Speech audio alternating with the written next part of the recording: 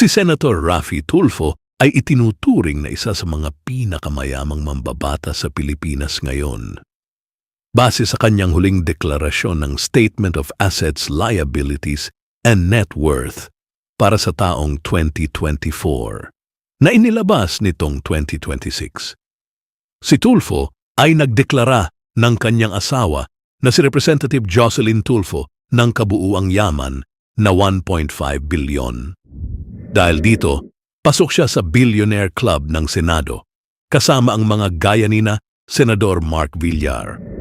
Sa kanyang huling salian, nagdeklara si Senador Raffy ng zero liabilities o walang anumang utang. Pero saan ba talaga galing ang kanyang kayamanan? Ang malaking bahagi ng kanyang yaman ay hindi lamang mula sa kanyang sahod bilang senador na nasa mahigit 200,000 at 70,000 piso hanggang 300,000 piso kada buwan, kundi mula sa kanyang mga naging career bago pumasok sa politika. Pangunahin dyan ang YouTube, Raffy Tulfo in Action. Ito ang pangunahing source ng kanyang income. Sa mahigit 30 milyong subscribers, ang kanyang channel ay kumikita ng tinatayang milyon-milyong piso kada buwan mula sa ads at sponsorships. Bagamat nagiba ang hatian nito, simula nang maging opisyal siya ng gobyerno, nananatili itong isang malaking media empire. Isa pa, mayroon silang mahigit 676 na milyong piso na halaga ng personal na gamit, kabilang ang mga mamahaling sasakyan, gaya ng bulletproof Cadillac Escalade, alahas at mga relo. At mayroon din silang mga ari-arian, commercial, agricultural at residential na nagkakahalaga ng mahigit 376 na milyong piso. Paghahambing sa pamilya, si Senador Raffy ang pinakamayaman sa magkakapatid na Tulfo sa gobyerno. Ang kanyang kapatid na si Senador Erwin Tulfo ay nagdeklara naman ng net worth na humigit kumulang 477 milyong piso. Ngayong alam mo na kung gaano kayaman si Tulfo, napapaisip ka ba kung anong klaseng tao siya kapag nasa likod ng kamera at wala sa Senado? Dahil sa kanyang pagiging workaholic, bihira ang mga sandali na walang ginagawa si Senator Raffy Tulfo, ngunit base sa kanyang mga personal vlogs at mga kwento sa radyo, mahilig siya sa mga gamitong bagay. Isa, bonding sa pamilya at apo. Ito ang pinaka-prioridad niya kapag wala sa Senado o studio. Madalas niyang ibida sa kanyang vlogs ang paglalaro at pakikipagkulitan sa kanyang mga apo, gaya ni Grayson. Isang mapagmahal na lolo si Idol, at madalas silang makitang naglalaro sa loob ng kanilang bahay o sa kanilang garden. 2, quality time kasama ang asawa, Jocelyn. Kahit busy, sinisiguro niya ang quality time kasama ang asawang si Representative Jocelyn Tulfo. Ilan sa mga naibahagi nilang moments sa vlogs ay cooking/eating together. Mahilig silang mag-discover ng bagong pagkain o kaya ay simpleng salu-salo sa bahay. Shopping/malling. Paminsan-minsan, lumalabas din sila para mag-relax at mamili ng gamit sa bahay o personal na gamit. 3, pag-aalaga ng mga luxury collections. Bilang isang kolektor, naglalaan din siya ng oras para sa kanyang mga toys, luxury cars. Mahilig siyang mag-inspect at mag-asikaso ng kanyang mga sasakyan. Relo at sapatos.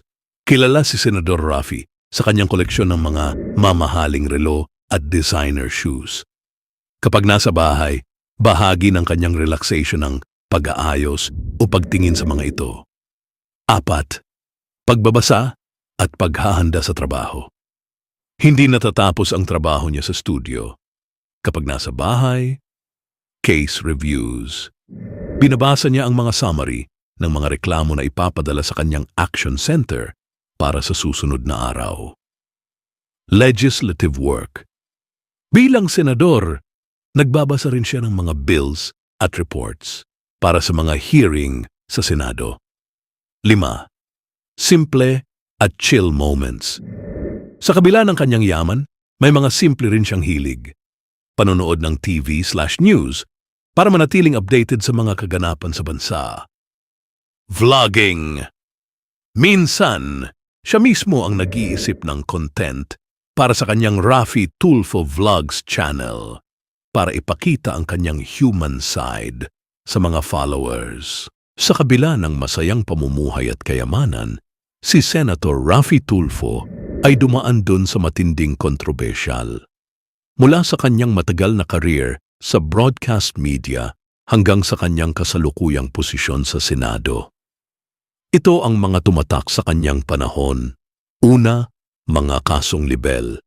Dahil sa kanyang matapang na exposes sa radyo at diaryo noong dekada 1920, humarap si Tulfo sa napakaraming kaso ng libel. Isa ito sa pinakasikat na kaso kung saan kinatigan ng Supreme Court ang pagkakasala ni Tulfo sa ilang counts ng libel noong 2021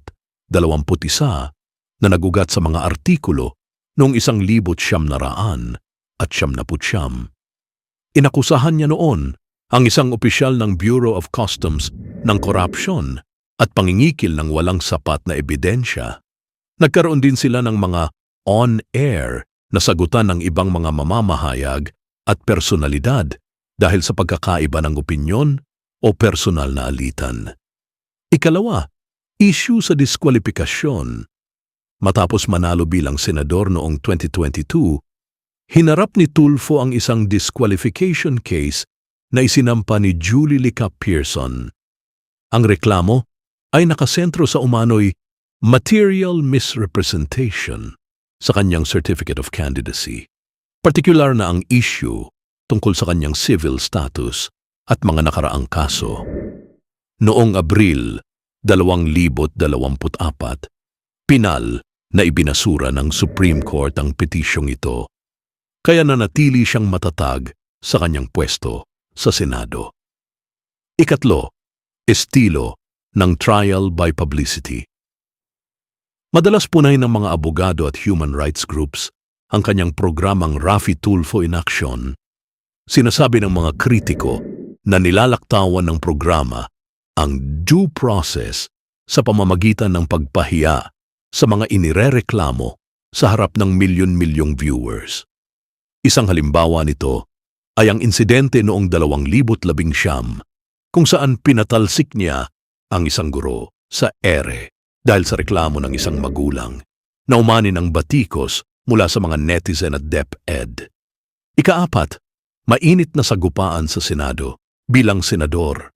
Kilala siya sa pagiging agresibo sa mga hearing na minsan ay nauuwi sa kontrobersya.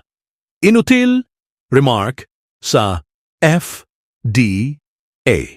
Noong Oktubre 2025, naging viral ang kanyang pagkumpronta sa pinuno ng FDA dahil sa talamak na pagbebenta ng mga peking gamot online. Tinawag niyang inutil ang ahensya na naghahati sa opinyon ng publiko kung tama ba ang kanyang pag-atake.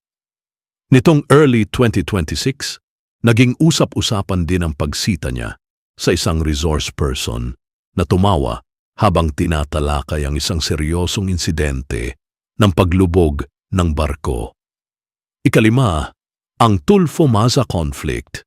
Ngayong 2026, may mga usapin din sa Senado tungkol sa mga ethics complaints laban sa ilang senador. Bagamat marami sa mga ito ay ginagawa sa executive session, madalas madamay ang pangalan ni Tulfo sa mga mainit na debate sa plenaryo dahil sa kanyang diretsahang paraan ng pagsasalita na kung minsan ay hindi nagugustuhan ng kanyang mga kasamahan.